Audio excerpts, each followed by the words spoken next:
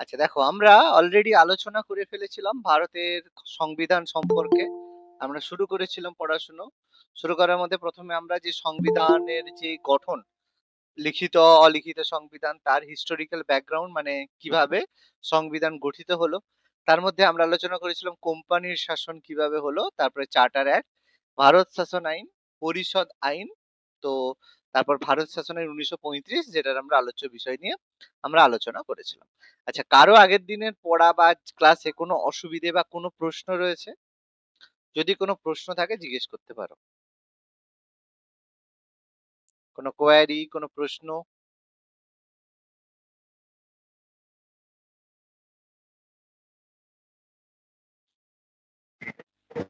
Sir, এখানে ভারত শাসন আইন যেটা বলছে 1919, এখানে মন্টেগু চেমস্ফোর্ড সংস্কার মানে ওটা কি একজন ব্যক্তির নাম অনুসারে হয়েছিল? আচ্ছা, এটা 1919 সালে, 1909 এর যে ভারত শাসন, 1919 সালের যে 1909 যেটা হয়েছিল, সেটার নাম ছিল মরলে মিন্টো সংস্কার আইন। মরলে মিন্টো কেন? কারণ লর্ড, মানে মিন্টো সেই সময় ভাইসরয় ছিলেন, তো মরলে ছিলেন সেক্রেটারি অফ স্টেট। সেরকম 1919 সালে যেটা হয়েছিল সেটাকে মন্টেগু চেমস্ফোর্ড বলা হয়। কারণ কারণ মন্টেগু ছিল সেই সময় হচ্ছে ভাইসরয়, আর চেমস্ফোর্ড ছিল সেই সময় তোমার হচ্ছে কি বলে, সেক্রেটারি অফ স্টেট। ওই জন্য হ্যাঁ, মন্টেগু ওই চেমস্ফোর্ড হ্যাঁ, ওই ওই জন্য ওদের নাম অনুসারেই করা হয়। এগুলো বেসিক্যালি সেই সময় ভাইসরয় আর হচ্ছে সেক্রেটারি অফ স্টেট, যে ভারত সচিব রয়েছে, তাদের নাম অনুসারেই এটা করা হয়। ঠিক আছে? স্যার, ওখানে লেখা আছে যে 1921 সালে প্রদেশগুলো দ্বৈত শাসন প্রবর্তিত হয়। দ্বৈত শাসনটা স্যার কি একটু যদি বলতেন? দ্বৈত শাসন মানে ডায়ারকি, মানে কেন্দ্র সরকার আর রাজ্য। আমাদের কি হয় বর্তমানে, যে আমাদের পুরো ভারতের জন্য সেন্ট্রাল গভর্নমেন্ট রয়েছে, আর রাজ্যের জন্য রাজ্য সরকার রয়েছে। তার মানে কেন্দ্র সরকার নিজের মতো শাসন করছে, রাজ্য সরকার নিজের মতো শাসন করছে। তার মানে পুরো এই যে ইন্ডিয়া, ভারত, হুম, তার মধ্যে দুজনেই শাসন করছে। এটাকেই বলা হচ্ছে দ্বৈত হুম। শাসন। তাহলে ওই সময় কি হতো, পুরো ভারতের জন্য পুরো ভারতের শাসন ব্যবস্থা রয়েছে, আর প্রত্যেকটা প্রদেশ, তখন তো রাজ্য ছিল না, প্রদেশের জন্য প্রদেশের আলাদা শাসন ব্যবস্থা হ্যাঁ। ছিল। এই জন্য এটাকে দ্বৈত শাসন বা ডায়ারকি বলা হয়ে থাকে। এবার ক্লিয়ার? আচ্ছা স্যার, স্যার প্রদেশ মানে কি রাজ্য বলছে তাই তো? হ্যাঁ, কারণ তখন তো রাজ্য টাজ্য গঠন হয়নি, তখন তো প্রদেশ ছিল, প্রভিন্স নামে ছিল। এই রাজ্যের ব্যাপারটা, এটা তো 1956 আচ্ছা। সালে যখন স্টেট রিঅর্গানাইজেশন হলো, আমরা পড়বো, হুম। তখনই সব রাজ্য হলো। এর আগে তো প্রদেশ, প্রভিন্স নামে পরিচিত ছিল। উত্তর পূর্ব প্রদেশ, তারপরে হচ্ছে বাংলা প্রদেশ, প্রভিন্স, সব প্রভিন্স নামে, প্রদেশ নামে পরিচিত ছিল। আচ্ছা স্যার, ঠিক আছে। ওকে। হুম হুম। মরলে মিন্টো, লর্ড মরলে ভারত সচিব আচ্ছা। ছিল, আর ভাইস রয় ছিল লর্ড মিন্টো, সেই জন্য এটার নাম মরলে মিন্টো। আর তোমার হচ্ছে 1919 সালে মন্টেগু চেমসফোর্ড কেন? কারণ স্যামুয়েল মন্টেগু ভারত সচিব ছিলেন, আর ভাইস রয় ছিল লর্ড চেমসফোর্ড। ওদের নাম অনুসারে করা হয়। আর কারো কোনো প্রশ্ন?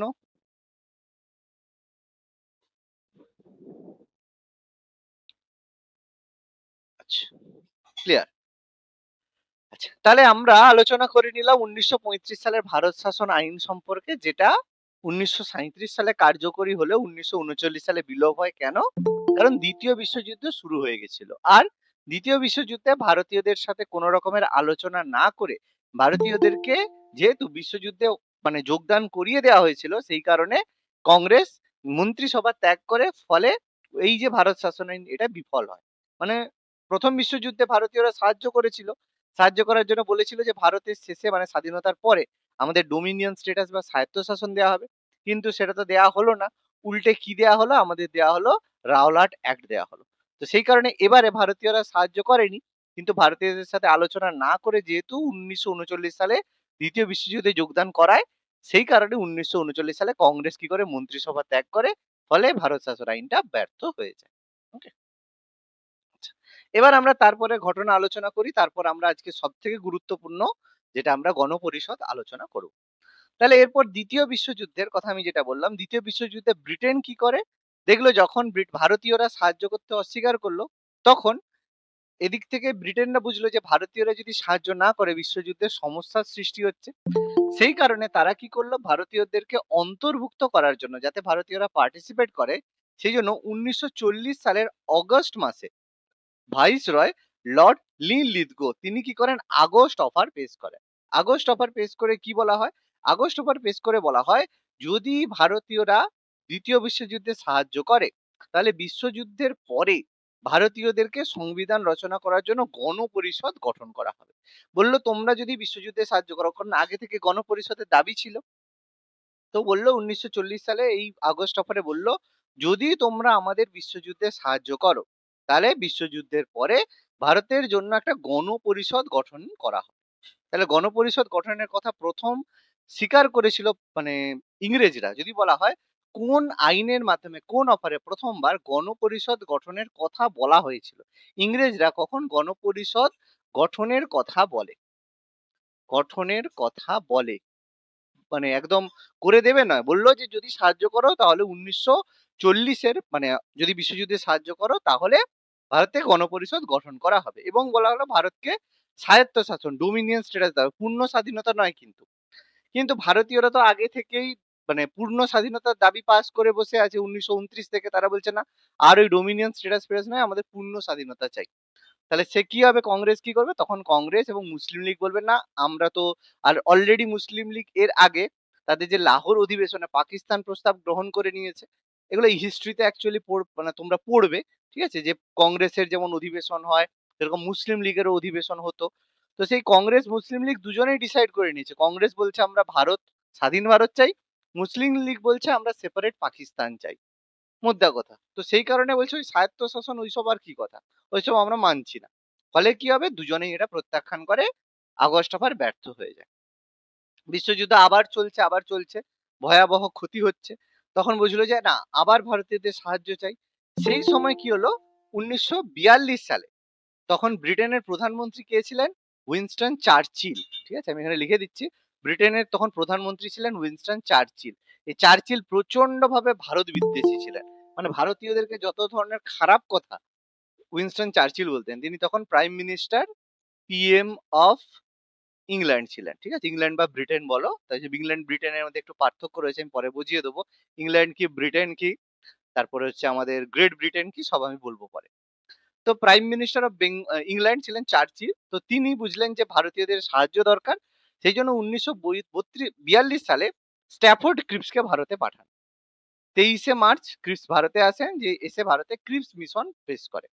তাহলে ক্রিপস মিশন আবার কি বলে, বলল যে যে সেই দেখো একই গল্প, নতুন কোনো কথা নয়, যে ভারতকে ডোমিনিয়নের মর্যাদা দেওয়া হবে বিশ্বযুদ্ধের পরে, আবার স্বায়ত্তশাসন দেওয়া হবে, এবং বলা হলো ভারতীয়দের জন্য আবার একটা নতুন সংবিধান রচনা করা হবে, গণপরিষদ গঠন করে আবার নতুন সংবিধান তৈরি করার কথা বলা হলো, যে ভারতীয়দেরকে গণপরিষদ গঠন করে আবার নতুন সংবিধান তৈরি করা হবে, এবং প্রত্যেক কেউ যদি না চায়, হয়তো কেউ মনে করছে যে এই সংবিধান আমার পছন্দ নয়, তাহলে প্রত্যেকে নিজের নিজের সংবিধানও তৈরি করতে পারে।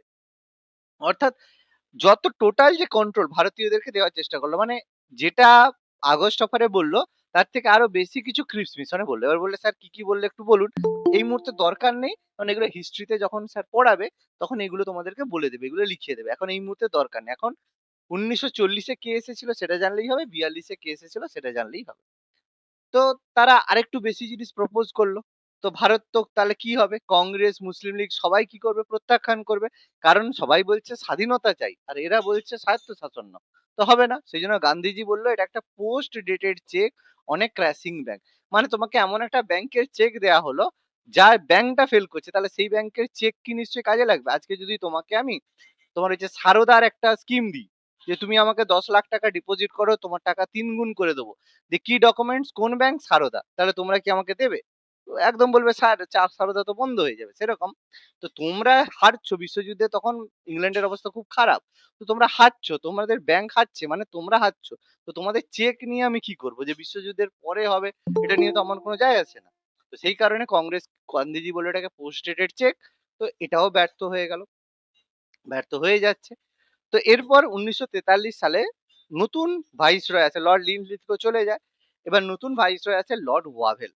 তো লর্ড ওয়াভেল ভাইসরয় হয়ে আসার পরে তিনি কি করলেন, 1945 সালে 25শে জুন, ঠিক আছে, 1945 সালের 25শে জুন থেকে 14ই জুলাই সিমলাতে একটা রাজনৈতিক সম্মেলন আহ্বান করলেন। সেখানে যত পলিটিক্যাল পার্টি ছিল সবাইকে বললো তোমরা আসো, আমরা আলোচনা করব যে কি করা যায় না করা যায়, ঠিক আছে। তো আহ্বান করে, এবং এই সম্মেলনে কংগ্রেস মুসলিম লীগ যায়, এবং সেখানে যাওয়ার পরে মতভেদ হয়, এবং ওয়াবেল পরিকল্পনা ব্যর্থ হয়। কেন? কারণ কংগ্রেসের থেকে নেতৃত্ব দিয়েছিল মৌলানা আবুল কালাম আজাদ, ভারতের প্রথম শিক্ষামন্ত্রী। তো যাই হোক, এনার কারণেই আজকে শিক্ষা ব্যবস্থা অন্যরকম, মানে যাকে বলে মিথ্যে ইতিহাস পড়ার জন্য এনাকে একটু ক্রেডিট দিতেই পারো, কোনো সমস্যা নেই। আর দ্বিতীয় ছিল কংগ্রেস থেকে, মুসলিম লীগ থেকে গিয়েছিল লিয়াকত আলী খান। তো দুজনের মধ্যে মতপার্থক্য। কংগ্রেস বলছে যে ভারত কোনো ভাগ ফাগের কোনো ব্যাপার নেই, কংগ্রেস হবে হেড। মুসলিম লীগ বলছে না, মুসলিম লীগ বলছে আমাদের পৃথক পাকিস্তান চাই।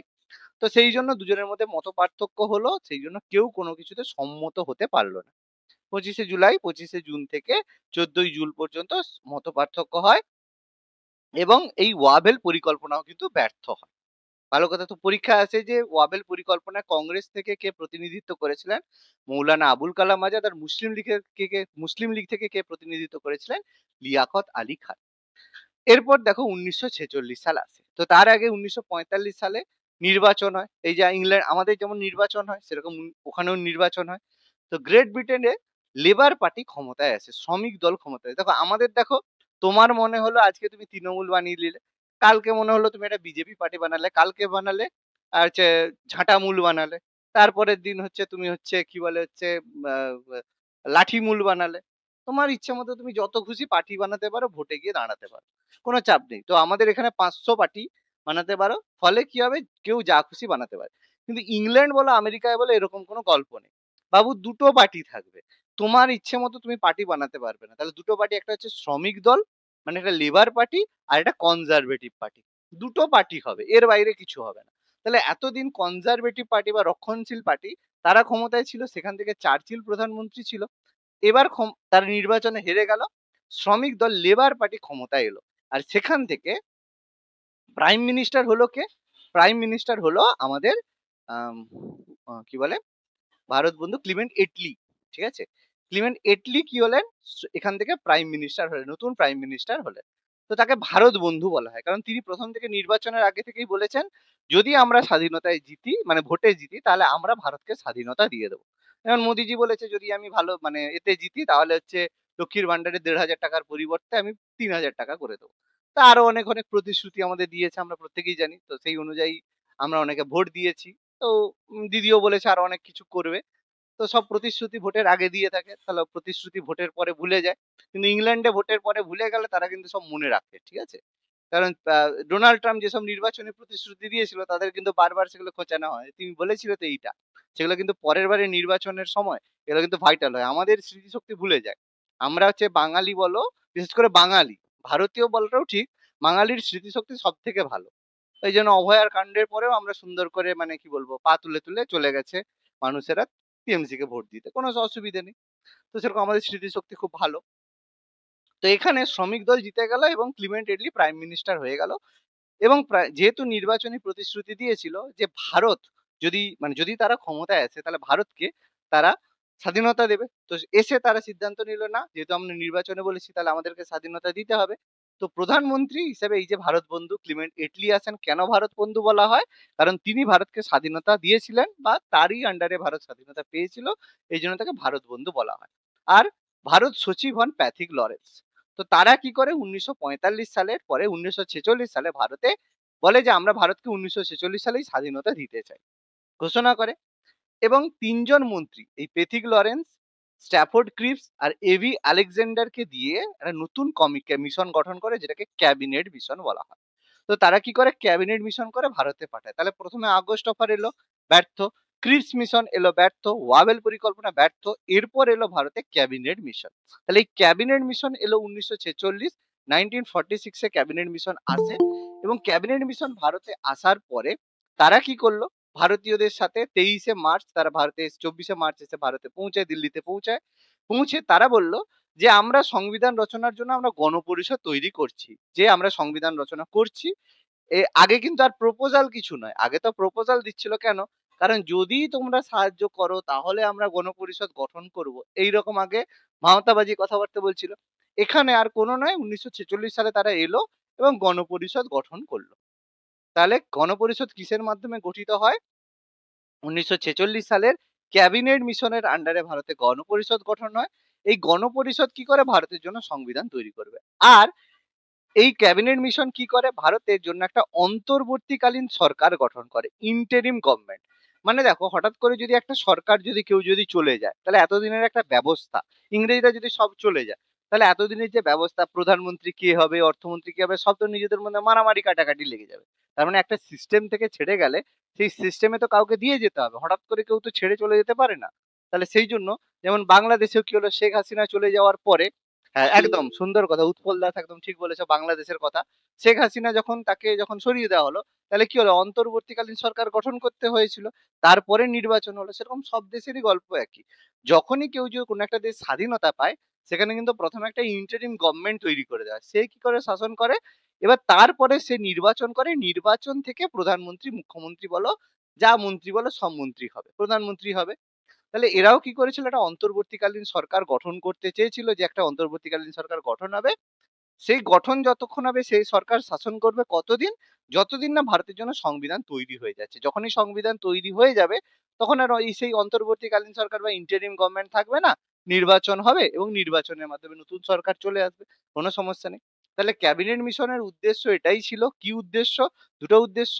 ভারতের জন্য গণপরিষদ তৈরি করা, আর ভারতের জন্য অন্তর্বর্তীকালীন শাসন তৈরি করা, যাতে শান্তিপূর্ণভাবে ক্ষমতা হস্তান্তর করা যেতে পারে। খুবই ভালো কথা, খুবই ভালো।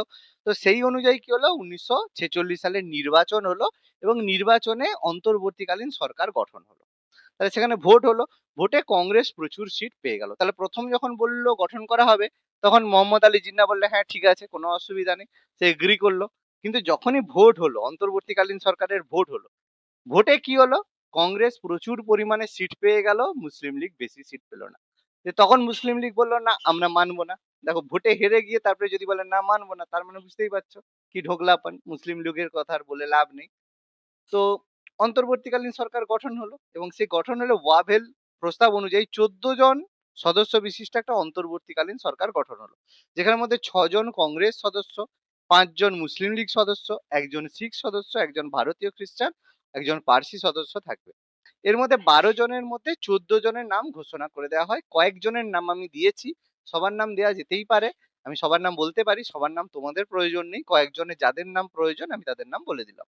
যেমন জওহরলাল নেহেরু, বল্লভভাই প্যাটেল, রাজেন্দ্র প্রসাদ, অরুণা আশাফ আলী, রাজা গোপালাচারী, জন মাথাই, সর্দার বলদেব সিং, জগজীবন রাম, সিএইচ ভাবা, এরকম গুরুত্বপূর্ণ কয়েকজনের নাম আমরা দিলাম। তাহলে মুসলিম লীগ কি করলো, এই অন্তর্বর্তীকালীন সরকারে কিন্তু যোগদান করেনি। কেন করেনি? ওই যে ভোটে হেরে গেছে, সেই জন্য যোগদান করেনি। তো যোগদান না করে তারা কি করলো, দ্য গ্রেট ক্যালকাটা কিলিং করলো। বললো, হ্যাঁ যদি না করো, সেখানে যে সেই সময় বাংলার যে আহ, সেই সময় কোনো মুখ্যমন্ত্রী ছিল না, বাংলার তো প্রদেশ ছিল। তার সেই সময় প্রিমিয়ার হতো, মানে আমাদের যেমন বর্তমানে মুখ্যমন্ত্রী, সেরকম বাংলা প্রভিন্সের যে হেড হতো, তাকে প্রিমিয়ার বলা হতো। তার নাম ছিল সোহরাওয়ার্দী। তো মৌলানা আমাদের সেই সময় মোহাম্মদ আলী জিন্নাহ সোহরাওয়ার্দীকে বলল যে, তুমি পুলিশ সরিয়ে দাও, পুলিশ সরিয়ে দাও, আমরা দেখে নেবো। তো দেখে নিল। তাই জন্য 2 দিন 3 দিন হলো। 2 দিন 3 দিন হওয়ার পরে সেখানে যত হিন্দুরা রয়েছে তাদেরকে রেপ করা, মার্ডার করা, একদম যাকে বলা হয় কলকাতায় 2 দিনে কয়েক লক্ষ হিন্দুকে এভাবে মারা হলো, মুসলিমদেরকে দিয়ে মারা হলো। বুঝতেই পারছো ব্যাপারগুলো সুন্দর চলছে। তো এই অবস্থায় আরো অনেক মারা যেত। কখনো কিন্তু মুসলিম লীগ বা তখনও মানে গভর্নমেন্ট কিন্তু সারেন্ডার করতো না। তাহলে সেই জায়গায় একদিনের মধ্যে এমন একজন ব্যক্তি ছিল, যে কি করলো, উল্টে সেই যে সব মুসলিমরা অ্যাটাক করছিল, মারছিল, তাদেরকে ঘুরে মারতে শুরু করলো। সে ব্যক্তির নাম কি ছিল? তার নাম ছিল গোপাল পাঠা। ঠিক আছে? তো এটা নিয়ে এখন মানে খুব বড় ব্যাপার চলছে। কিছুদিন আগে মুভি বেরিয়েছিল, সেই নিয়ে হচ্ছে ওই আমাদের ভাস্কর সিনেমা করেছিল, তারপরে সৌরভ যে সে সিনেমাটা করেছিল।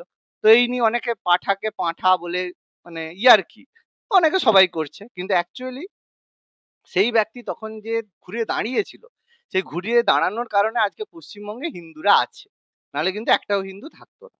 পরিষ্কার কথা। তিনি কি করলেন? বিভিন্ন সংগঠন, মানে যারা সেই সময়ে যুদ্ধ করার মতো বা লড়ার মতো ক্ষমতায় ছিল, তাদেরকে একত্রিত করে উল্টে যেসব মুসলিমরা অ্যাটাক করছিল, তাদেরকে ঘুরে ঘুরে ধরে ধরে মারা শুরু করলো। পুরোপুরি একদম যাকে বলা হয় রেকলেসলি মারা শুরু করলো, এবং তিনি যথেষ্ট, যেহেতু মুগর ভাঁজতেন যাকে বলা হয়, শুরু করলো। তখন মানে মোহাম্মদ সোহরাওয়ার্দী বুঝলো যে না, আর কিছু করে লাভ নেই, এবার তো গন্ডগোল হবে। ঠিক আছে, এবার তো গন্ডগোল হচ্ছে। তো সেই জন্য সে কি হলো, লাস্টে স্যারেন্ডার করতে বাধ্য হলো। মেনলি তখন সোহরাওয়ার্দী যে স্যারেন্ডারটা করেছিল, নিজেদেরকে বাঁচানোর জন্য, কারণ জানতো গোপাল পাঠা সেই সময় মেরে দিতে পারতো। আর এই গোপাল ভাঁড় এমন একজন ব্যক্তি ছিল সেই সময় আমাদের কি বলে মহাত্মা গান্ধী তিনি কিন্তু এই ঢাকাতেই এসেছিলেন। এই সময়ে মহাত্মা গান্ধী এসেছিলেন। তো জনগণ সেখানে মহাত্মা গান্ধীকে মারার জন্যই গেছিল। আর সেই সময় মহাত্মা গান্ধী কি বলেছিল যে হিন্দুদের উচিত নয় যে মুসলিমদেরকে বাধা দেওয়া। তো হিন্দু মহিলাদের উচিত নিজেদের মুসলিমদেরকে বাধা না দিয়ে নিজেদেরই আত্মহত্যা করা, সুইসাইড করা। এটা মহাত্মা গান্ধীর বক্তব্য ছিল সেই সময়। ভালো বক্তব্য, ফাদার অফ নেশন এসব কথা বলতেই পারে। তো সেটাই করা উচিত। তো সেই মহাত্মা গান্ধী মানে এগেনস্ট হিন্দু এরকম স্টেটমেন্ট দেওয়ার পরেও গোপাল ভাঁড় সারা রাত জেগে মহাত্মা গান্ধীকে প্রোটেক্ট করার জন্য দাঁড়িয়েছিল। সারা রাত যাকে তাকে কেউ হত্যা করতে না পারে।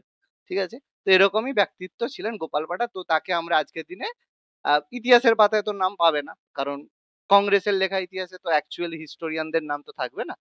দুঃখের বিষয় মানে বললেও কিছু করার নেই। অ্যাকচুয়াল হিস্ট্রি আমাদেরকে পড়ানো হবে না। কারণ পড়িয়ে দিলে আমরা একটু সঠিক জিনিস জেনে যাব। তো সেই কারণে আমাদের সমস্যা রয়েছে। তো এর আচ্ছা। তো মুসলিম লীগ পার্টিসিপেট করেনি। তো জওহরলাল নেহেরুকে কি করা হলো? ভাইস প্রেসিডেন্ট হিসেবে নিযুক্ত করা হলো।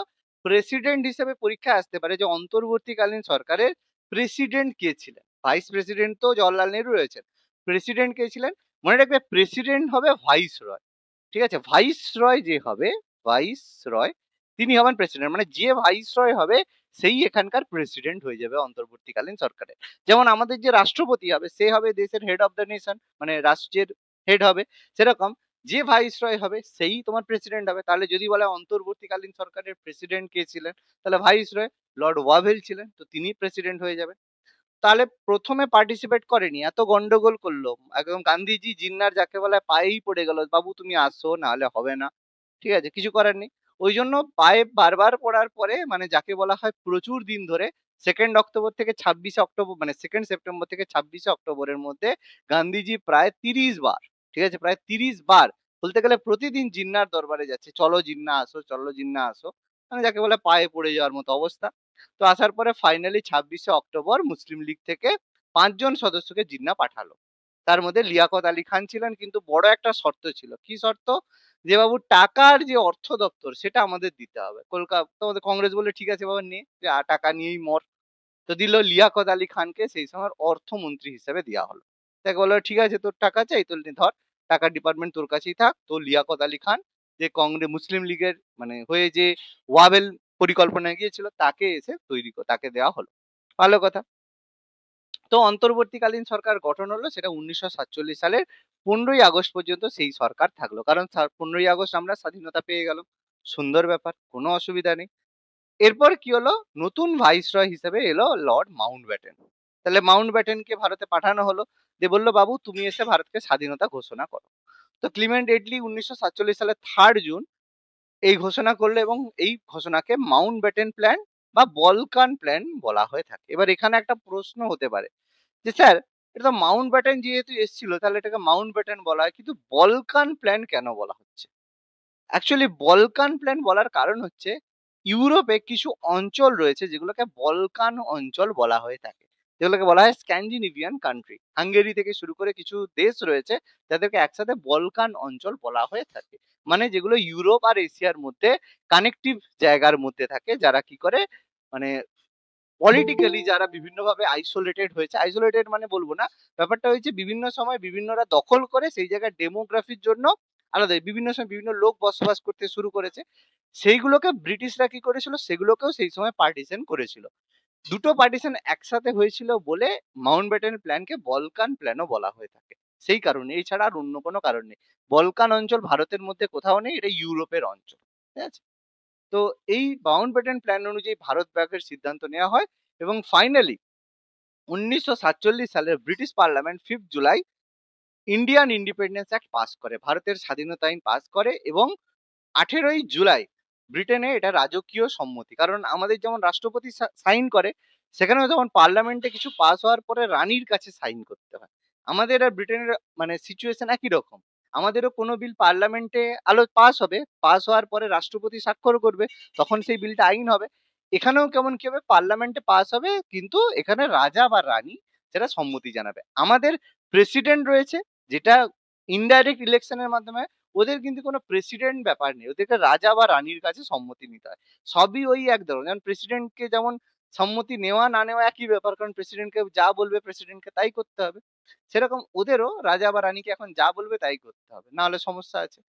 তো যেই আইন অনুযায়ী ভারত আর পাকিস্তান দুটো ভাগে ভাগ হয়ে যায়, এবং বলা হয় যে এই রাজ্যগুলো যে কোনো ডোমিনিয়নে যোগ দেয়, তাহলে যে চাইবে যেরকম ভাবে যোগদান করতে পারে। কথাটা ঠিক নয়, আমি বুঝিয়ে দিচ্ছি কেন।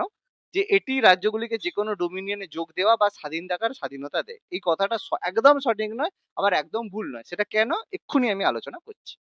এই প্রথাকে ভাইস রয়ের অবসান ঘটানো হয় এবং গভর্নর জেনারেল এর ব্যবস্থা করা হয়, এবং লর্ড মাউন্টব্যাটেন ভারতের ডোমিনিয়নের প্রথম গভর্নর জেনারেল হয়, এবং শেষ ভারতীয় গভর্নর জেনারেল ছিলেন রাজা গোপালাচারী। আমি একটু বুঝিয়ে দিচ্ছি এখানে ব্যাপারটা কি হলো।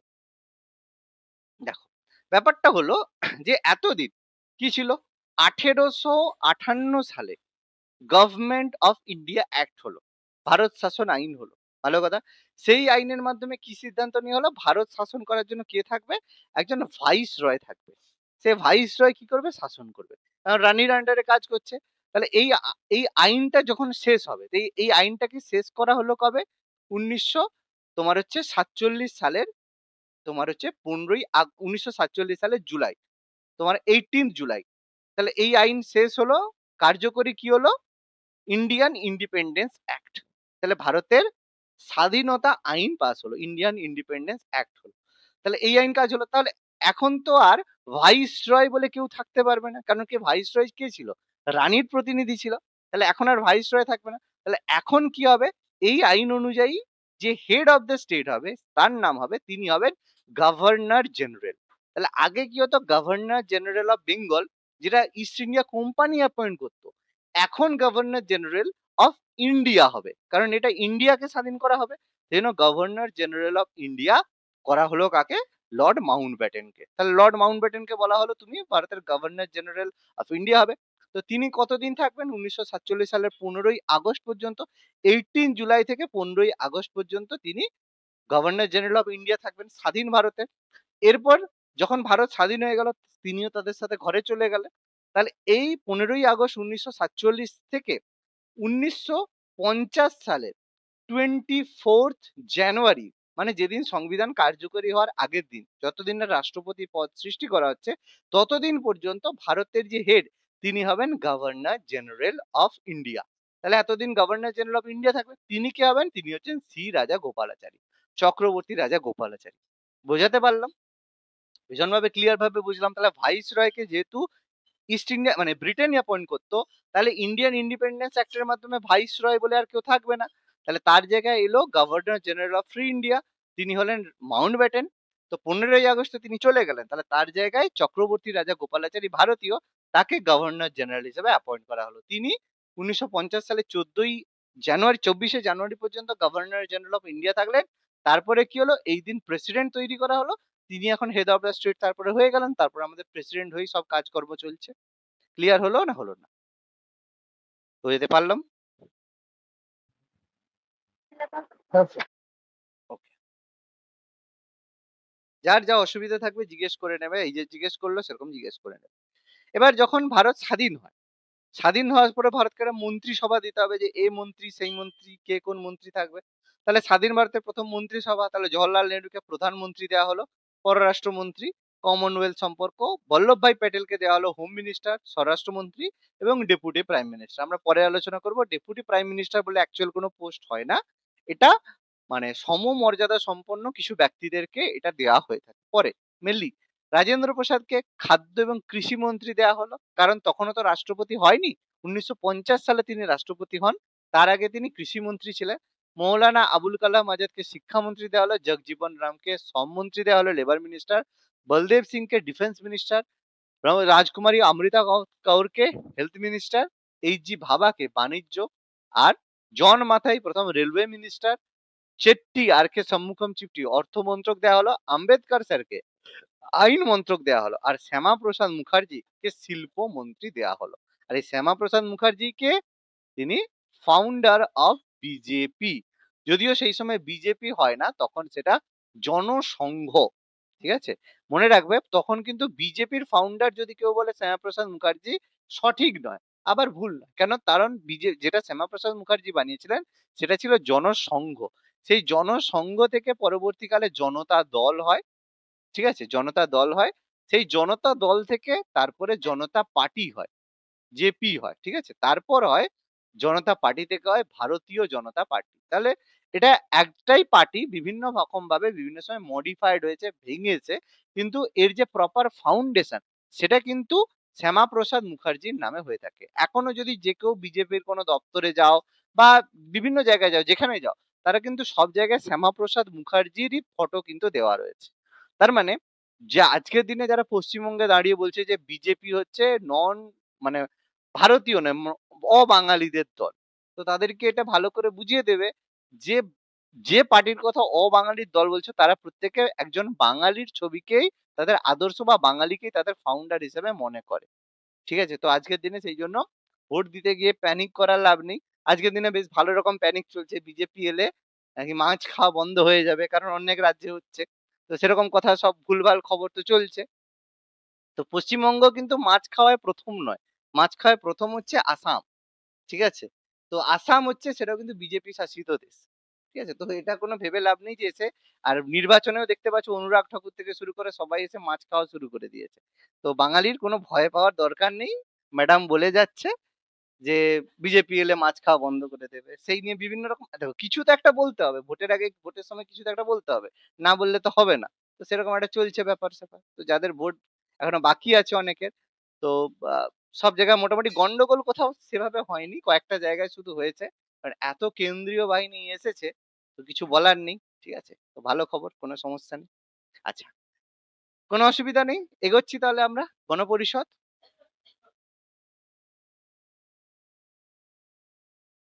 ক্লিয়ার? বলো।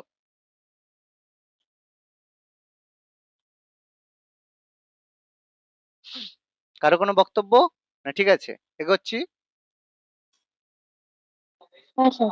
ওকে। এবার দেখো, এবার আমরা আলোচনা করব গণপরিষদ সম্পর্কে। তাহলে যাকে যেটা তৈরি করার জন্য এত লড়াই ঝগড়া সবকিছু, এটা এবার আলোচনা করি। তাহলে গণপরিষদের ১ম দাবি কে করেছিলেন? এম.এন. রয়, মানবেন্দ্রনাথ রথ। তাহলে এটা নিয়ে অনেকের মনে হতে পারে মানবেন্দ্রনাথ রয় সে আবার কে এলো? কারণ তার সম্পর্কে আমরা পড়িনি। তো আবার অবাক করার একটা বিষয় যে এম.এন. রয় তিনিও একজন বাঙালি ছিলেন। তার নাম ছিল নরেন্দ্রনাথ বোস। তিনি কি করতেন? ছদ্ম নাম নিয়েছিলেন এম.এন. রয়। সেই নাম নিয়ে তিনি ভারতের বিভিন্ন জায়গায় গিয়ে ভারতের যে ভাবমূর্তি সেটা কিন্তু তিনি প্রকাশ করতেন। অর্থাৎ যেখানেই যাবে বাঙালিকেই খুঁজে পাবে। ঠিক আছে? কারণ আজকে বাঙালির এই খারাপ অবস্থার কারণ অন্যরকম। আমাদের মানে পলিটিক্স রাজনীতি পরবর্তী স্বাধীনতার পরবর্তী সময়ের রাজনীতি আমাদের বাঙালিদেরকে এত খারাপ করেছে। নাহলে সব জায়গাতেই একটা ব্যাপার বলা হয় যেটা খুব গুরুত্বপূর্ণ কথা। যেটা হচ্ছে কে বলেছিল? কেউ কেউ যদি বলতে পারো বলো। "What Bengal thinks today India thinks tomorrow." আজকে বাংলা যা ভাবে আগামীকাল ভারত তা ভাবে। কেউ বলতে পারবে? এই বক্তব্যটা কার ছিল? গোপাল কৃষ্ণ গোখলে। গোপাল কৃষ্ণ গোখলে। কে ছিল? Political Guru of Mahatma Gandhi আর জওহরলাল নেহেরু। কৃষ্ণ গোখলে। ঠিক আছে? তো তার বক্তব্য ছিল যে বাঙালি আজকে যা ভাবে ভারত আগামীকাল ভারত তা ভাবে। মানে বাঙালির চিন্তা ভাবনা কত গুরুত্বপূর্ণ। তারা স্বামী বিবেকানন্দ থেকে শুরু করে নেতাজি সুভাষচন্দ্র বোস সবারই জন্মই বাংলায়। গর্ব করার মতো প্রচুর জিনিস আছে। কিন্তু আজকের দিনে বাঙালির গর্ব করার মতো কিছু নেই। তার তার কারণ এই যে বিভিন্ন যে সবাই কত কিছু ফ্রি মানে সবকিছু আমরা পেয়ে যাচ্ছি। তো যাই হোক এম.এন. রয় ১ম গণপরিষদে প্রস্তাব দেন। ১৯৩৫ সালে ইন্ডিয়ান ন্যাশনাল কংগ্রেস তার দেখাদেখি ইন্ডিয়ান ন্যাশনাল কংগ্রেস ১ম গণপরিষদের আহ্বান করেছিল। 1939 এ সি রাজা গোপালাচারী ১ম বলেন যে প্রাপ্তবয়স্ক ভোটাধিকারের ভিত্তিতে মানে ইউনিভার্সাল অ্যাডাল্ট ফ্র্যাঞ্চাইজির ভিত্তিতে গণপরিষদ গঠনের দাবি করে। যে সাধারণ মানুষ ভোট দেবে, তাদের ভোটে আমাদের গণপরিষদ তৈরি করা হবে। কিন্তু সেভাবে তৈরি করা হয়নি। তাহলে ১৯৪০ সালের লর্ড লিনলিথগো আগস্ট অফারের মাধ্যমে ১ম গণপরিষদের দাবি মেনে নেন। বলে, "হ্যাঁ, ঠিক আছে তোমরা সাহায্য করো তাহলে আমরা গণপরিষদ গঠন করব।" তাহলে আগস্ট অফারের মাধ্যমে কিন্তু মেনে নেওয়া হয়েছিল। কিন্তু যেহেতু ব্যর্থ হয়েছিল সেইজন্য গঠন হয়নি। তাহলে গণপরিষদ গঠন হলো ১৯৪৬ সালে ক্যাবিনেট মিশনের প্রস্তাব অনুযায়ী ভারতে গণপরিষদ গঠিত হয়। এবার এখানে একটা বড় ব্যাপার। গণপরিষদের সদস্যরা একটা কথা লেখা আছে যে আংশিকভাবে মনোনীত বা আংশিকভাবে নির্বাচিত। বলবে এ আবার কি কথা? কেউ, কেউ মনোনীত, কেউ, কেউ নির্বাচিত, এটা কিরকম ব্যাপার? ব্যাপারটা হচ্ছে গণপরিষদের সেই সময় মোট সদস্য সংখ্যা ছিল ৩৮৯ জন। যার মধ্যে ২৯৬ জন ছিল ব্রিটিশ শাসিত প্রদেশ থেকে আর ৯৩ জন ছিল দেশীয় রাজ্য থেকে। এবার এখানে আমি একটা কথা বলি, যেটা তোমাদের প্রত্যেকের জানাটা প্রয়োজন যে আমাদের যেভাবে ইতিহাস পড়ানো হয়েছে, সম্পূর্ণ ভুলভাবে ইতিহাস পড়ানো হয়েছে। কেউ যদি বলে যে ভারতকে ইংরেজরা পরাধীন করেছিল, তাহলে সেরকম যদি বলো, পরাধীন বলার কথা হচ্ছে, তাহলে সেরকম যদি বলো তাহলে সবাই নেপালও পরাধীন ছিল, সবাই পরাধীন ছিল। কিন্তু পরাধীন কথাটার মানে হচ্ছে ডাইরেক্ট কন্ট্রোল করাকে আমরা পরাধীন বলি, নিয়ন্ত্রণকে কিন্তু আমরা পরাধীন বলি না। তাহলে বলছি স্যার কেন এটা বলছেন, আমি একটু বোঝাচ্ছি। আমরা যদি টোটাল ভারত দেখি, ঠিক আছে, টোটাল ভারতকে আমরা যদি ভাবি, ভারতের মধ্যে কিছু কিছু অঞ্চল ছিল, কিছু কিছু অঞ্চল ছিল যেগুলো ব্রিটিশরা শাসন করত, যেগুলোকে বলা হতো ব্রিটিশ শাসিত প্রদেশ। আর কিছু কিছু জায়গা ছিল দেশীয় রাজ্য, প্রিন্সলি স্টেট, যেগুলো কিন্তু সেই সময় যে নবাব রয়েছে, রাজা রয়েছে, তারা কিন্তু শাসন করত। যেমন কিছু কিছু জায়গার আমি নাম বলছি, যেমন ধরো কাশ্মীর। কাশ্মীরে কিন্তু ব্রিটিশরা কোনোদিন শাসন করেনি, রাজা ছিল মহারাজা হরি সিং। হায়দ্রাবাদ, হায়দ্রাবাদ কিন্তু ব্রিটিশদের কোনো অধীনস্থ নয়, সেখানেও কিন্তু নিজাম ছিল। জুনাগড়, জুনাগড়েও কিন্তু সেই সময় নবাব ছিল। যোধপুর, সেখানেও কিন্তু রাজা ছিল। তারপরে কোচবিহার, এইসব জায়গায় কিন্তু রাজা ছিল। তাহলে এই জায়গা কিন্তু সেই সময় ব্রিটিশ শাসনের আন্ডারে নয়। হ্যাঁ, ব্রিটিশরা সেখান থেকে রেভিনিউ কালেক্ট করতো, ট্যাক্স কালেক্ট করতো, কিন্তু যাকে বলে শাসন করা, রুল করা, সেগুলো কিন্তু না। এবার 1947 সালে কি হলো, যখন ইন্ডিয়ান ইন্ডিপেন্ডেন্স অ্যাক্ট হলো, ভারতের স্বাধীনতা আইন হলো, ভালো করে এই জিনিসগুলো বুঝে নাও।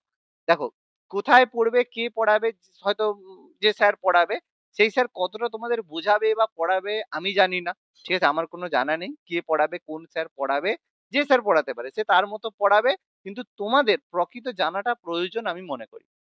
তো 1947 সালে যখন ইন্ডিয়ান ইন্ডিপেন্ডেন্স অ্যাক্ট হয়, ভারতের স্বাধীনতার আইন পাস করা হয়, তখন বলা হয়েছিল কি, যে যেসব জায়গা ব্রিটিশ শাসিত প্রদেশ রয়েছে, ভালো করে শোনো, যেই সব জায়গায় ব্রিটিশ সরকার দখল করে রেখেছে, মানে সরাসরি শাসন করে, সেই জায়গায় হিন্দু মেজরিটি হলে সেগুলো ইন্ডিয়াতে যাবে, আর মুসলিম মেজরিটি হলে পাকিস্তানে যাবে।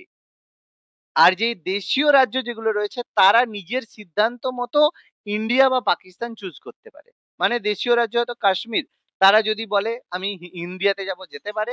জুনাগড় যদি বলে আমি পাকিস্তানে যাব, যেতে পারে। মানে তাদেরকে চয়েস দেওয়া হলো। তাহলে দেশীয় রাজ্যগুলোর কাছে চয়েস ছিল যে হ্যাঁ, আমি ইন্ডিয়াতে যাব, আমি পাকিস্তানে যাব। কিন্তু ব্রিটিশ শাসিত প্রদেশগুলোর কাছে কোনো চয়েস ছিল না। তাদেরকে বলাই হয়েছে যে তোমরা যদি ব্রিটিশ মানে মুসলিম শাসিত হও, মুসলিম ডমিনেন্ট হও, তাহলে পাকিস্তানে যাবে, আর হিন্দু ডমিনেন্ট হও তাহলে ইন্ডিয়াতে যাবে। এই কারণের জন্যই বাংলা দুভাগ হয়। এই জন্য পূর্ব বাংলা মুসলিম শাসিত যেহেতু ছিল, এই জন্য পূর্ব বাংলা পাকিস্তানে যায়, পশ্চিম বাংলা ভারতে আসে। এই কারণেই পাঞ্জাব ভাগ হয়, পূর্ব পাঞ্জাব ভারতে আসে কারণ হিন্দু ডমিনেন্ট, আর পশ্চিম পাঞ্জাব পাকিস্তানে যায় কারণ মুসলিম ডমিনেন্ট। তাহলে এর জন্য কিন্তু অন্য কোনো পলিটিক্স নয়, ভালো করে বুঝো, এগুলো বুঝতে হবে। এই টোটাল কিন্তু অন্য যেসব জায়গা ভাগ করা হয়নি কেন, তার কারণ সেইগুলো দেশীয় রাজ্য ছিল, সেই জায়গাগুলো কিন্তু এই আইন অ্যাপ্লিকেবল নয়, তাদের কাছে চয়েস ছিল, এগুলো বুঝতে হবে, ঠিক আছে। তাহলে এখানে কি হলো, এই যে ব্রিটিশ শাসিত প্রদেশ ছিল, সেই জায়গায় কি ছিল, আইনসভা ছিল। আমাদের যেমন বললাম যে যেমন আমাদের যেমন বিধানসভা রয়েছে, সেরকম এই জায়গায় কি ছিল, আইনসভা ছিল। তাহলে এই আইনসভাতে মেম্বার রয়েছে। তাহলে এই ব্রিটিশ শাসিত প্রদেশের যে আইনসভা থেকে এরা নির্বাচিত হয়ে আসবে, এরা সিদ্ধান্ত নেবে যে কোন প্রার্থী আমাদের এখান থেকে গণপরিষদে যাবে। তাহলে এই জায়গার সদস্যরা কিভাবে আংশিকভাবে নির্বাচিত হবে। আর যেগুলো দেশীয় রাজ্য ছিল তারা কি করবে, রাজা রয়েছে, নবাব রয়েছে, তারা বলবে বাবু আমাদের এই লোকটা যাবে, তারা কি করবে, মনোনীত করবে। সেই জন্য গণপরিষদের সদস্যরা আংশিকভাবে মনোনীত, আংশিকভাবে নির্বাচিত হবে। ক্লিয়ার করতে পেরেছি? আমার সম্পূর্ণ কথা ক্লিয়ার? বুঝতে পেরেছি? কোনো অসুবিধা নেই? হ্যাঁ স্যার। ওকে, যার যা অসুবিধা হবে জিজ্ঞেস করবে। তাহলে এরকম ৩৮৯টা গণপরিষদের সদস্য ছিল, যার মধ্যে ২৯৬ ব্রিটিশ শাসিত প্রদেশ থেকে আসে, ৯৩ জন দেশীয় রাজ্য থেকে আসে। এবার আসন বন্টন করা হয়েছিল জনসংখ্যার অনুপাতে, যার জনসংখ্যা, তাহলে দেশীয় প্রতিনিধিগুলোর দায়িত্ব ছিল। স্যার হ্যাঁ, বলো, বলো, বলো। নিশ্চয়ই। স্যার বলো, বলো। ওইখানে আংশিক ভাবে মনোনীত আংশিকভাবে নির্বাচিত ওটা একটু বলবেন স্যার এই আরেকবার। কথাটাই তো বললাম বাবা। গণপরিষদের যে সদস্যরা ৩৮৯, আংশিক মানে কিছু অংশ মনোনীত হয়। কারা মনোনীত হয়? ব্রিটিশ শাসিত প্রদেশ থেকে এরা নির্বাচিত হয়। কেন? কারণ ওখানে আইনসভা আছে বলে নির্বাচিত হলো। আর দেশীয় রাজ্যে তো রাজা বা নবাব রয়েছে, তারা কি করবে? মনোনীত হবে। সেই কারণেই বলা আছে আংশিক। কিছু লোক মনোনীত হলো আর কিছু লোক নির্বাচিত হলো। নির্বাচিত হলো ব্রিটিশ শাসিত প্রদেশ থেকে আর মনোনীত হলো দেশীয় রাজ্য থেকে। ক্লিয়ার হলো? এই যে ম্যাপটা বললাম হ্যাঁ স্যার। দেখো। হুম? হ্যাঁ আচ্ছা। স্যার। হ্যাঁ স্যার। এবার তাহলে এদের দায়িত্ব কি ছিল? বিভিন্ন মনোনীত করা। এবার 296টা আসনে নির্বাচন হয়েছিল। সেই নির্বাচনে কংগ্রেস 208টা সিট পায়, মুসলিম লীগ মাত্র 73টা আসন জিতে। ভালো কথা। তাহলে এই জন্য মুসলিম লীগ কি করে? অন্তর্বর্তীকালীন সরকারে যোগদানে অস্বীকার করে, হিন্দু মুসলিম দাঙ্গা করে, দ্য গ্রেট ক্যালকাটা কিলিং করে এবং মুসলিম লীগ পৃথক গণপরিষদের দাবি জানায়। বলে আলাদা।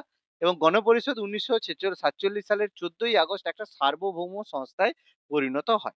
আচ্ছা, আমি এখানে একটা কথা তোমাদের বলবো। একটু তোমাদের জানাটা একটু দরকার। বিভিন্ন জায়গায় বিভিন্ন রকম কথাবার্তা উঠছে। আমি কয়েকটা জিনিস একটু বোঝাবো। ঠিক আছে? একটু খুব ভালো করে জানবে। দেখো, শুধু যে তোমরা অ্যাজ এ স্টুডেন্ট সেরকম না। তোমরা ভারতের নাগরিক, পশ্চিমবঙ্গের নাগরিক। কিছুদিন পরে তোমরা একটা নিউ জেনারেশনের মানে পিতা হবে, মাতা হবে, নিউ জেনারেশন করবে। তাহলে লোককে কয়েকটা জিনিস তোমাদের বোঝাতে হবে। কিছুদিন ধরে একটা কথা আসছে। ঠিক আছে? একটা পলিটিক্যাল প্রপাগান্ডা বা কথা একটা চলছে। সেই কথাটা আমি সঠিকভাবে তোমাদেরকে বুঝিয়ে দিচ্ছি, মাথায় ঢুকিয়ে নাও। কিছু কথা আসছে। এবার অনেকে এটাকে এগ্রি করো যে হ্যাঁ স্যার এই ব্যাপার, আবার অনেকে এগ্রি করো না, অনেক ব্যাপার রয়েছে। আমি একদম ট্রান্সপারেন্ট কথা বলবো কি ব্যাপারটা শোনো। একটা ব্যাপার হচ্ছে যে ওয়েস্ট বেঙ্গলে একটা সমস্যা কি দেখা যাচ্ছে যে মুসলিমদের পার্সেন্টেজ প্রচুরভাবে বেড়ে গেছে। যেটা আগে 16% মুসলিম ছিল, এখন সেটা 30% মুসলিম হয়ে গেছে। মানে এক কথায় ডাবল হয়ে গেছে। হিন্দুদের পপুলেশন সেই জায়গায় বাড়েনি, 40% ছিল। সেই জায়গায় সম্ভবত 42% হয়েছে বা কিছু একটা কমেছে বা কিছু একটা হয়েছে। যাই হোক, মুসলিম পপুলেশন প্রচুর বেড়েছে। সেই নিয়ে অনেকের মধ্যে অনেক রকম চিন্তা রয়েছে। ঠিক আছে? তো এক্ষেত্রে অনেক হিন্দুরা বলছে যে এরকম হলে বাংলাদেশ তো পাকিস্তান হয়ে যাবে। যে বাংলাদেশে আলাদা একটা দেশ হয়ে যাবে। এরকম অনেক রকমের কথাবার্তা আছে। ঠিক আছে? এবার আমি তোমাদের কয়েকটা কথা একটা বলি যে অনেকে এটা বলে পশ্চিমবঙ্গ নেক্সট কাশ্মীর হয়ে যাবে। এই কথাটা দেখবে তোমরা বহু জায়গায় ফেসবুক বা বিভিন্ন জায়গায় এই কথাটা শুনেছো বা এই কথাটা দেখেছো।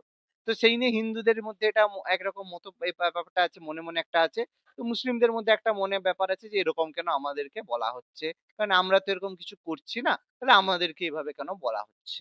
এরকম এক ধরনের ব্যাপার হিন্দু মুসলিমদের মধ্যে আছে। আমরা স্টুডেন্টরা রয়েছি, আমরা টিচাররা রয়েছি, আমরা ফ্রেন্ডসরা রয়েছি। আমাদের মনের মধ্যে পাশাপাশি হলেও কোনো মুসলিম কোনো বন্ধু পাশে বসলেও আমরা কিছুটা হলেও হিন্দু মুসলিমরা একটু সন্দেহের চোখে একে অপরকে দেখছি। এখানে তোমাদের একটা জিনিস জানা দরকার যে কাশ্মীরে যে ইস্যুটা হয়েছিল সেটা কখনোই অ্যাকসেপ্টেন্স নয়। অবশ্যই মুসলিম সেখানে করেছিল। কিন্তু কাশ্মীরকে যে সাপোর্টটা করেছিল সেটা কিন্তু পাকিস্তান করেছিল। পাক। তারা এটাই বলেছিল যে তাদের দাবি কিন্তু তারা বারবার কিন্তু এই আন্দোলনই তুলেছে। তারা কিন্তু দেশ থেকে আলাদা হওয়ার কথা বলেছে। সেখানকার যেসব মুসলিমরা ছিল বা যারা আন্দোলনে অংশগ্রহণ করেছিল তারা কিন্তু আজাদ কাশ্মীর মানে কাশ্মীরকে আলাদা দেশ হিসেবে তৈরি করতে চলেছে। কিন্তু পশ্চিমবঙ্গে হ্যাঁ গন্ডগোল একটা চলছে। কিন্তু প্রত্যেক জায়গাতেই কিন্তু কোনো জায়গাতে এটা কখনো আসেনি যে আমরা একটা আলাদা দেশ হয়ে যাব পশ্চিমবঙ্গের মধ্যে। এরকম কিন্তু কোনো জায়গাতেই হয়নি। কারণ এখানে যারা সাপোর্ট করেছিল তারা কিন্তু পাকিস্তানের যে টেররিস্ট অর্গানাইজেশন তারা সাপোর্ট করেছে। কিন্তু পশ্চিমবঙ্গের যেসব মুসলিমরা রয়েছে তারা কিন্তু বাঙালি মুসলিম। তারা কিন্তু কোনোদিনই এটা সাপোর্ট করবে না বা করছে না যে আমরা ভারত থেকে আলাদা হয়ে যাব। তারা কিন্তু ভারতীয় হিসেবেই নিজেদেরকে দাবি করছে এবং বারবার ভারতীয় মুসলিম হিসেবেই নিজেকে প্রতিপন্ন করছে। ফলে এটা কোনোদিন ভাবার দরকারই নেই যে পশ্চিমবঙ্গে যদি মুসলিম জনসংখ্যা বেড়ে যায়, পশ্চিমবঙ্গ নেক্সট কাশ্মীর হয়ে যাবে। এটা কোনোদিনই হবে না। কারণ পশ্চিমবঙ্গের মুসলিমদের মানসিকতা অন্য, আর কাশ্মীরের মুসলিমদের মানসিকতা অন্য। ফলে যার বন্ধু আছে বা টিচার আছে বা কলিগ আছে, যে আছে, কেউ কিন্তু এই ভাবনাটা মাথার মধ্যে রাখবে না। কারণ সেই সিচুয়েশন ওয়েস্ট বেঙ্গলে কখনো হবে না। কারণ ওয়েস্ট বেঙ্গল এর হিন্দু বা মুসলিমদের মধ্যে চিন্তা ভাবনা বা থটস কিন্তু কাশ্মীরের মতো নয়। এটা আমাদের বুঝতে হবে। ঠিক আছে? ফলে যে যেখানেই অবস্থান করে যাই হোক, সবসময় কিন্তু এই সম্প্রীতিটা অবশ্যই বজায় রাখার চেষ্টা করবে। কারণ অ্যাকচুয়াল ইলেকশনের পরে বিভিন্ন সময় দাঙ্গা হাঙ্গামা হতেই পারে। হতেই পারে। সেন্ট্রাল বাহিনী সেই জন্য রয়েছে। তাহলে এই জায়গায় সবসময় মাথায় রাখবে যে এই দাঙ্গা হাঙ্গামা করিয়ে কিন্তু পলিটিক্যাল পার্টিগুলো নিজেদের যে কাজ মিটিয়ে নিচ্ছে। তাহলে কেউ নিজেদের মধ্যে বা পারিপার্শ্বিক বিভিন্ন জায়গায় এইরকম ব্যাপারে কথা বলবে না বা হস্তক্ষেপ করবে না। ওকে?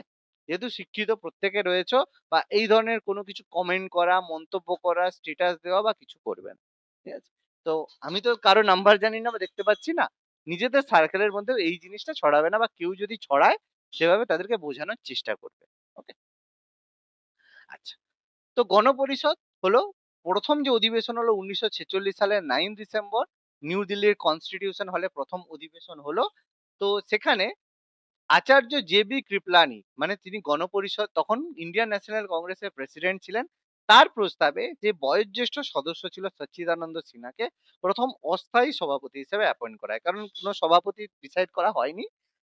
সেই জন্য সচ্চিদানন্দ সিনহাকে অস্থায়ী সভাপতি অ্যাপয়েন্ট করা হয়। গণপরিষদের অধিবেশনের দ্বিতীয় দিন, প্রথম অধিবেশনের দ্বিতীয় দিন 11 ডিসেম্বর রাজেন্দ্র প্রসাদকে গণপরিষদের স্থায়ী সভাপতি হিসেবে নির্বাচন করে দেওয়া হয় যে ইনি গণপরিষদের সভাপতি হবেন।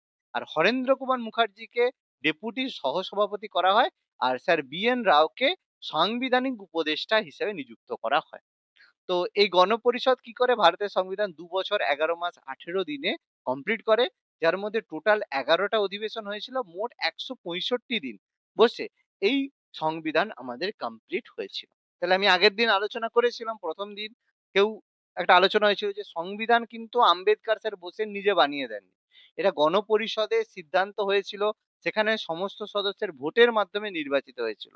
আম্বেদকর স্যার ড্রাফটিং কমিটির চেয়ারম্যান ছিলেন, যিনি কোন যে জিনিসগুলো আসছে সেগুলো তিনি ড্রাফট করেছিলেন। ফলে আম্বেদকর স্যারকে গালিগালাজ দেওয়ার আগে ভাবতে হবে এটা সবাই মিলে সংবিধান বানিয়েছিল, আম্বেদকর স্যার একা বানাননি। আচ্ছা, আর আজকের দিনের কনস্টিটিউশন থেকে অ্যাকচুয়াল কনস্টিটিউশন আকাশ পাতাল পার্থক্য রয়েছে।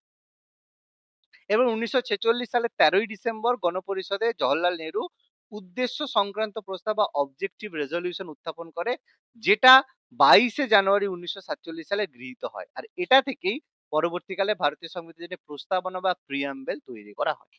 1947 সালের 22শে জুলাই ইন্ডিয়ান ফ্ল্যাগ তৈরি করা হয়। ভারতের ফ্ল্যাগের ডিজাইন কে করেছিল বলতে পারবে? জানা উচিত। জানি না। পিঙ্গালি ভেঙ্কাইয়া। পিঙ্গালি ভেঙ্কাইয়া। Very good. পিঙ্গালি। হ্যাঁ, পিঙ্গালি ভেঙ্কাইয়া অন্ধ্রপ্রদেশের একজন বাসিন্দা। ঠিক আছে? তিনি একজন বাসিন্দা, তিনি ডিজাইন করেছেন।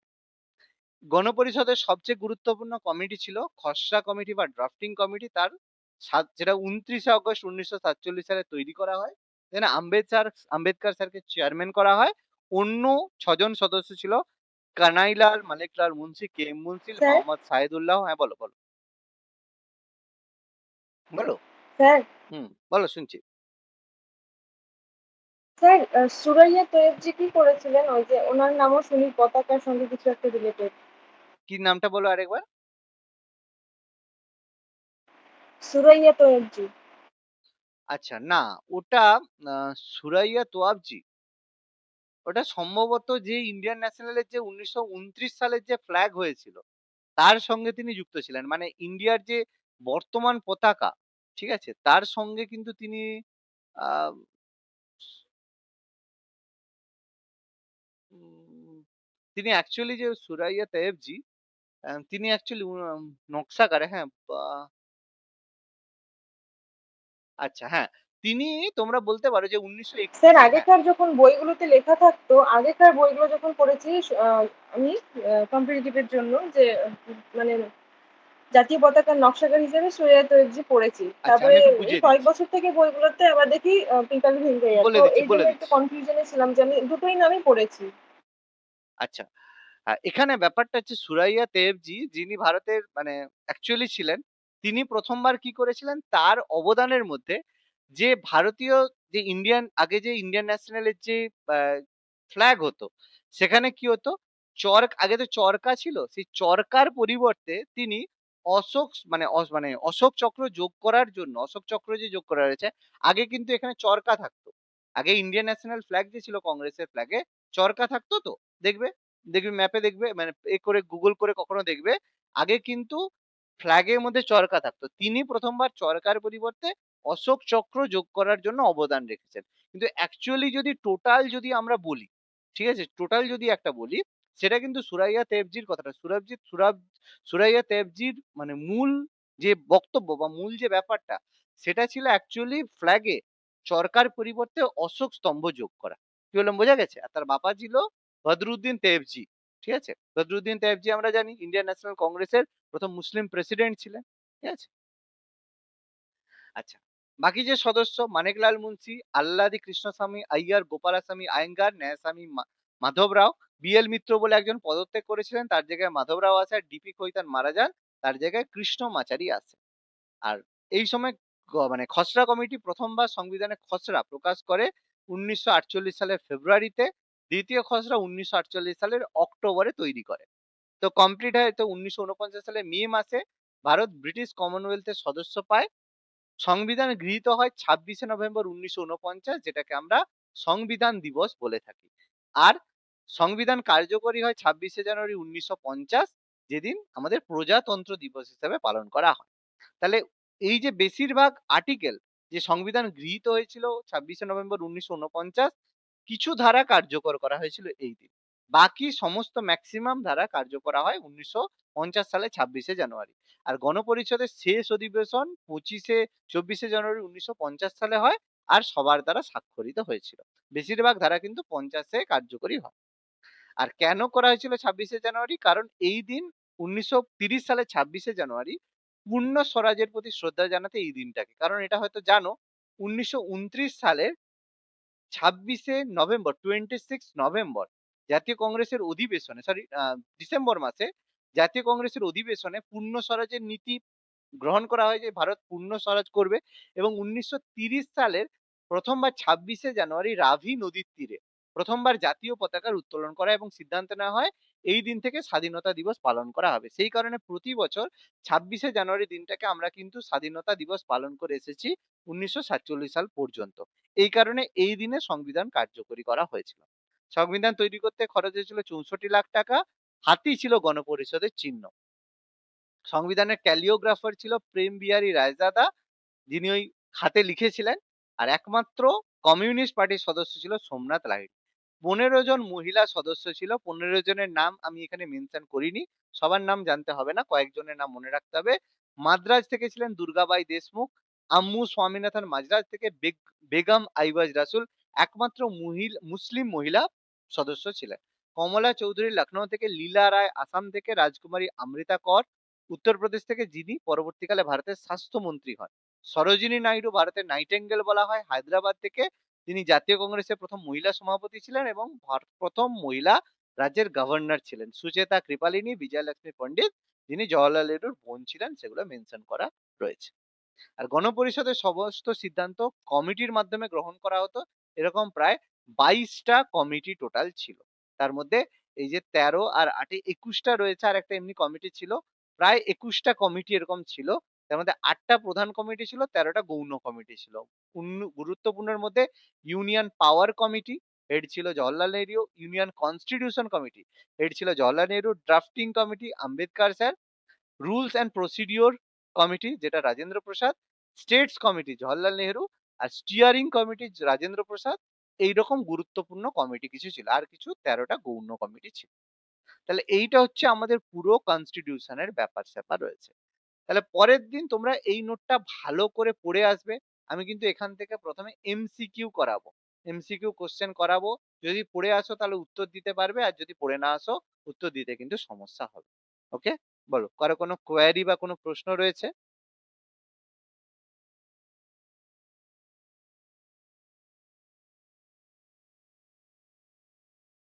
ক্লিয়ার সবার? হ্যাঁ স্যার। Okay. তাহলে পরের দিন সবাই ভালো করে হ্যাঁ পড়ে স্যার। আসবে। আমরা কিন্তু এমসিকিউ আলোচনা করব।